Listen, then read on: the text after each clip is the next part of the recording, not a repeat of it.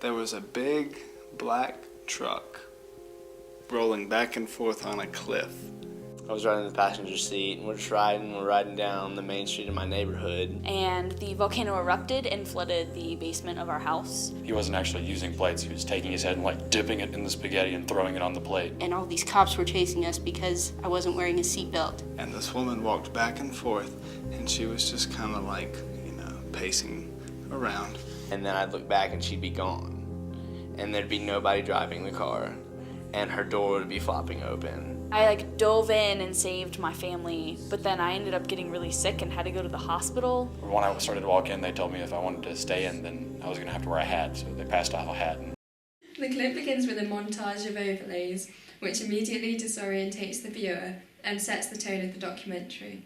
None of these images are precise or clear, just as the subject matter of dreams is not, which is reinforced by the use of handheld shots. All of the images, for example, of the car, the spaghetti and the emergency sign, relate to the voiceovers describing the dreams, allowing visual entertainment for the audience and allowing them to experience what is being said, which improves the entertainment value. Furthermore, the melodic piano non-diegetic score in the background further relates to the topic of dreams, mimicking a lullaby. I put the hat on. My friend had to steal a Volkswagen bus, and I crawled on top of the bus and hung onto the bus with my fat. Then I woke up. I woke up. That's when I woke up. The clip then jump cuts to a medium close-up of a man whose diegetic dialogue indicates the end of the opening montage. This segues into another montage of all of the voices behind the voiceovers saying, "I woke up." This method of showing the faces of the voiceovers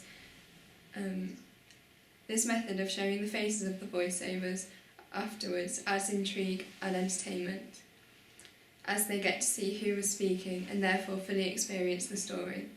It is important in documentaries that audiences are fully informed and told the whole truth, even in something so basic as seeing who is talking, as the audience of documentaries are usually not watching for a mystery, but rather to be informed.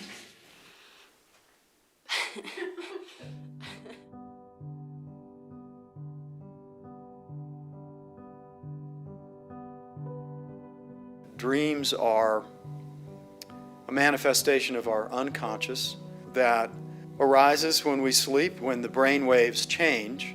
We have access to different memories, different ideas, and dreams are the association of those ideas around certain tensions, certain things that require balancing or support in our conscious lives tend to come up in the more relaxed states that we get into in sleep.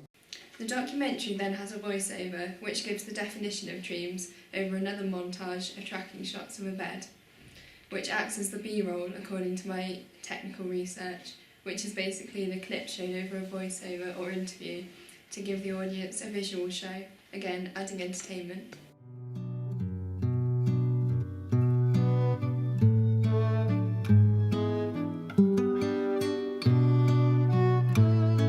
First of all, I think a lot of the content of dreams comes from daily experiences. Here we have an interview with a professional whose name and title is clearly stated in the bottom right corner of the screen. A medium close-up is used. The lighting has obviously not been reflected back to the right side of her face, which could have been purposeful due to the style of the documentary. But the style of our own documentary would mean that we would have even lighting across the whole of the interviewee's face. From events over the past few days and the feelings that go along with them. Here, another B-roll is shown over the interviewee talking, demonstrating and giving visual to what she is saying. Having a professional to interview adds a sense of professionalism to the documentary and backs up what is being said, as people will see that it is coming from the mouth of a professional and be more likely to believe it.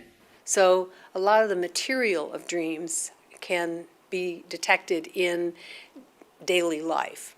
Now, there are also other dreams, and in these dreams they tend to come, in my view, from a deeper part of our awareness, from unconscious sources. The content is the content in the dreamer's mind. Here, another professional is being interviewed, which adds further weight to what is being said which adds further weight to what is being said in the documentary. In the dreamer's whole organism, not just their brain, but in the whole organism. And our organism has had thousands, millions of experiences that are not conscious. There are a number of brain structures that are involved in dreaming, and a lot of it comes from the brainstem and an area of the brainstem called the pons.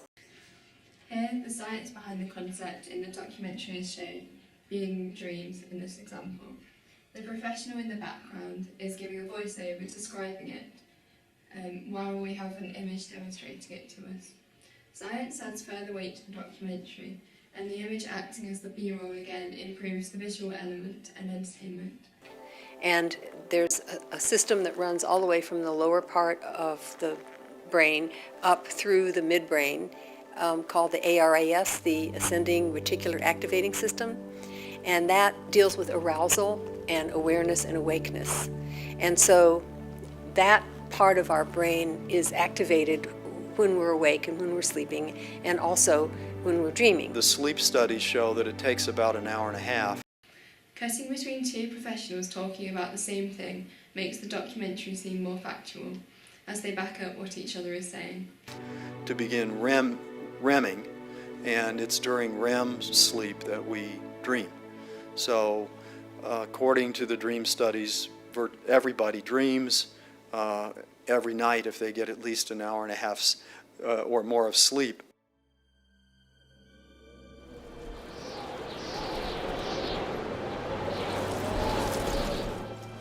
The most vivid dreams I do have are about tornadoes.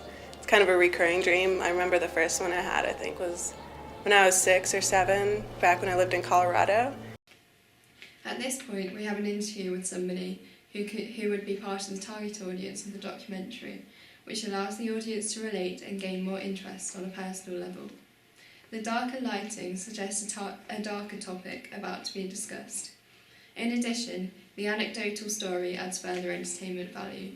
I think it's just because I was always kind of worried about tornadoes coming, since we lived in Colorado, and I would hear it on the news, and my parents would talk about it and stuff. My experience with recurring dreams is that there's an unresolved tension. Cutting back to the professional after hearing the personal experience is effective, as the issue is not resolved but explained, giving insight into the reasoning and allowing more educational value in the documentary. The shots with all of the interviewees show them to be one side of the screen with plenty of look room,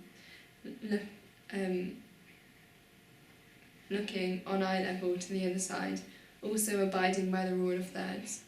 That requires attention.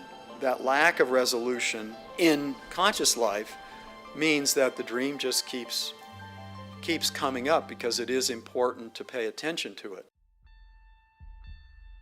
Every emotion you have will come out in some way, and those you can't express, through words or action, they can come out through dreams. They just are like a window into yourself. They're inescapable. The question is whether you want to pay attention to them or not. My experience is if you pay attention, you are rewarded by understanding yourself in sometimes surprising, very different ways. So I encourage people to write their dreams and to pay attention to them. Is that necessary? No. Is it helpful? Yeah, I think so. The clip ends on a final word of advice from the professional, which is more common sense than scientific fact, which brings the documentary round to the new equilibrium and ties together all of the ideas discussed in the video.